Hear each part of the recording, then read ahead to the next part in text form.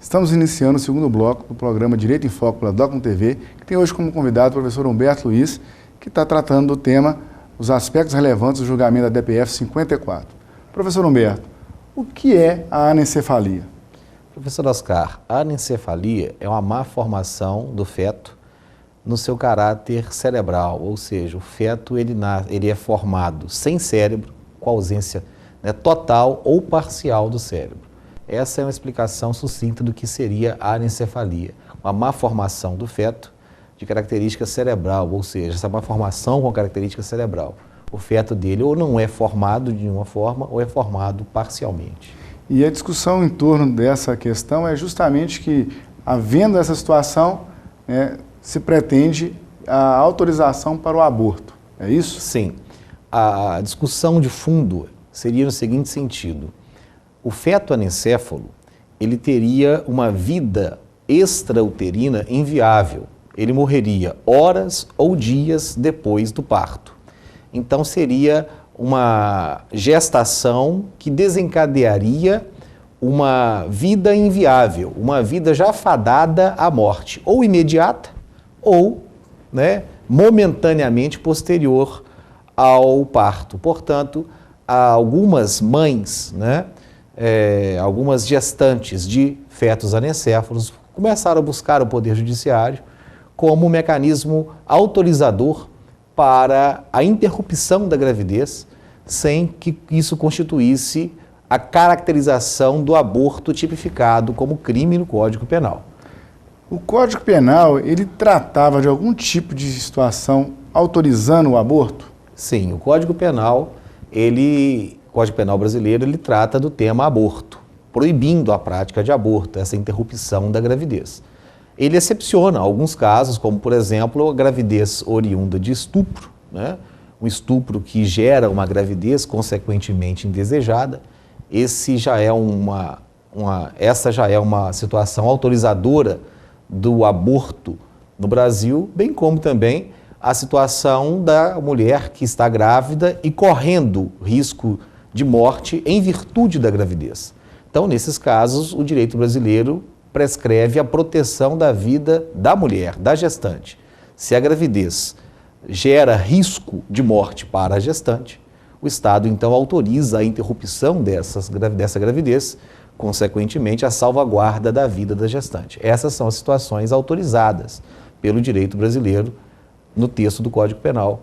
No caso da anencefalia, a gestante, então, ela em tese, não necessariamente ela correria risco. Por isso que havia essa proibição. Exatamente.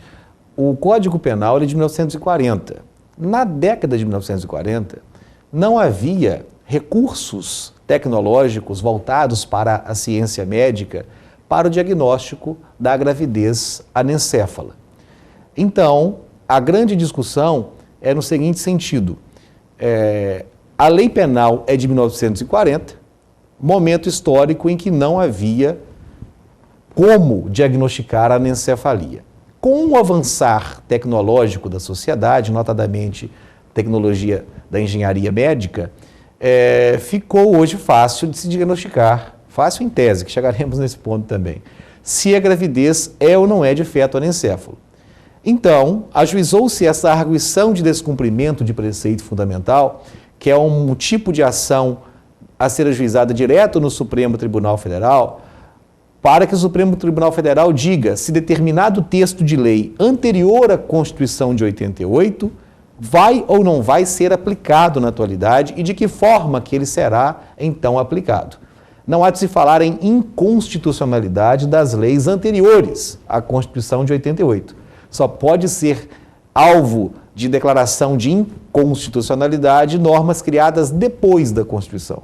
Aí nós teríamos, em tese, uma ação direta de inconstitucionalidade. Mas não é o caso, porque o Código Penal ele é de 1940 e, portanto, anterior à Constituição atual vigente.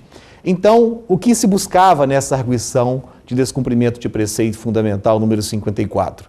Que o Supremo declarasse que esses artigos do Código Penal que proíbem o aborto deveriam ser interpretados dizendo que não é aborto a interrupção terapêutica da gravidez quando se tratar de fetos anencéfalos. Ou seja, excluir da proibição penal a interpretação de se dar a essa interrupção da gravidez de fetos anencéfalos. Ou seja, a grosso modo, seria mesmo autorizar a interrupção da gravidez de fetos anencéfalos. Eu imagino que o fundamento, né, dessa discussão era justamente para dar condições de dignidade, né, da mulher que passa por uma situação como essa, que tenho certeza deve ser algo, né, indescritível, muito difícil, né, essa situação, e também a autonomia da vontade. Mas aqueles que defendem ainda a manutenção, né, da lei penal proibindo o aborto nesses casos, eles também indicam a dignidade da pessoa do feto, né? Essa é a grande discussão que está havendo hoje? Sim, é uma delas, e a mais acirrada, inclusive. De um lado, existe um movimento que diz o seguinte: a mulher não pode suportar uma gravidez de um feto que morrerá logo após o parto. Seria até dizendo que foi dito pelo ministro Marco Aurélio de Mello, que a mulher estaria sendo, nesse caso, confundida como um caixão ambulante. Ela estaria gerando dentro dela algo que não é vida, que não teria vida própria. Portanto, não poderíamos obrigar essa mulher a chegar ao final de uma gravidez que não gerará um filho com expectativas de vida. Seria apenas esperar um momento tradicional de retirada desse feto e levá-lo diretamente ao caixão para ser enterrado. Isso seria demasiadamente sacrificante para essa mulher. Então, essa mulher não poderia ser condenada criminalmente quando ela fosse escolher a interrupção dessa gravidez nesse caso. A ministra Carmen Lúcia, com muita sensibilidade e com muita autoridade, disse que não haveria nesse julgamento ganhadores ou perdedores. Todos sairiam perdendo. Na verdade, o que se discutia lá era uma grande tragédia, né? Não há resultado feliz numa escolha dessa de uma mãe que opta por interromper uma gravidez nesses casos, né? Ela estaria verdadeiramente entre espadas, né? Ela estaria, na verdade, optando ali pelo menor dos piores sofrimentos, né?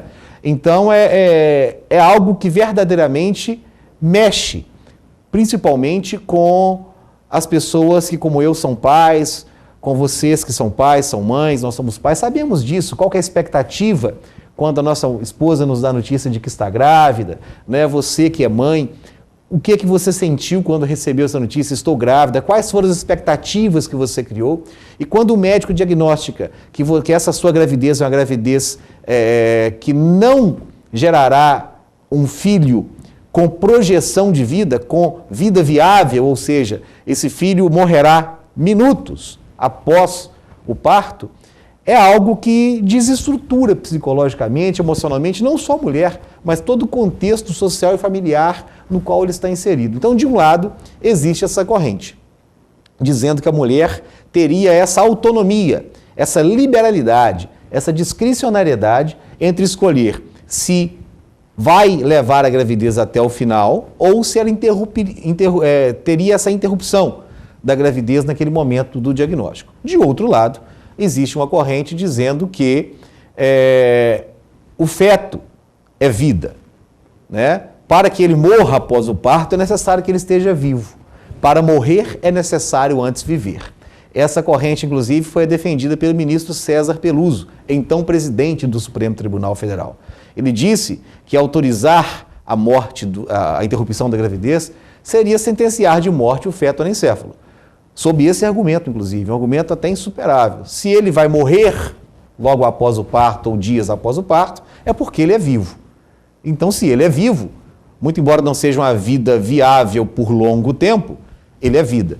Então, não poderíamos, licitamente, interromper a vida de um ser que é vivo. Isso seria, sim, aborto. Então, inclusive, o ministro César Peluso também e o ministro Ricardo Lewandowski, eles trouxeram outros casos, né, de má formação do coração, que também vão desencadear uma morte logo após o parto, má formação pulmonar, má formação intestinal, que também são casos, os nomes técnicos médicos me fogem aqui, eu peço até desculpa por isso, mas são várias outras doenças, malformações congênitas, que vão levar a uma morte prematura, logo após o parto, tal como a anencefalia. Então o ministro Ricardo Lewandowski defendia o seguinte: nós estaríamos criando aqui, ao autorizar esse aborto, nós estaríamos criando um precedente que levaria a uma série de outras iniciativas abortivas por uma série de outros argumentos congêneres a esse da anencefalia. Ou seja, seria uma porta de entrada para o início de legalização no aborto no Brasil. E essa corrente do ministro Ricardo Lewandowski é acompanhada de uma corrente jurídica que defende a existência de regra própria no Brasil, regulamentadora da prática do aborto, que são exatamente os artigos do Código Penal. E aí você me pergunta, mas o Código Penal é de 1940. Na época não havia ainda diagnóstico a ser feito sobre a anencefalia, mas hoje já tem. O Congresso Nacional está em atividade. Então seria muito simples. Se o Congresso Nacional quisesse excluir da prática criminal do aborto, da prática criminosa do aborto, perdão, o aborto de feto anencéfalo, ele já teria feito. É no Congresso Nacional que as coisas são definidas. É lá a representação legítima do povo, eleito pelo voto direto, universal, secreto, periódico. É lá a Casa de Representação do Povo. E seria do Congresso Nacional, então, essa autonomia de autorizar ou não autorizar esta ou aquela prática no Brasil. Inclusive, 2 projetos tramitam no Congresso Nacional desde 2004 acerca da possibilidade ou não de interrupção da gravidez quando o diagnóstico é de feto anencéfalo. Ou seja, o Congresso Nacional já está sensibilizado com relação ao tema. Só que ainda não chegou, nesses 8 anos, a um consenso sobre o fato. Eles que são eleitos pelo voto direto do povo, que representam legitimamente o povo. Não seria, então, o Supremo Tribunal Federal, com 11 ministros nomeados pelo presidente da República, portanto, sem legitimação popular, que definiriam o que é lícito ou o que é ilícito nessa esfera com relação ao desencadear de uma gravidez. Professor Humberto, essa parte eu acho que é a parte essencial da discussão, mas eu vou te pedir uma nova licença para a gente ir para um breve intervalo. O programa Direito em Foco pela Docum TV volta já.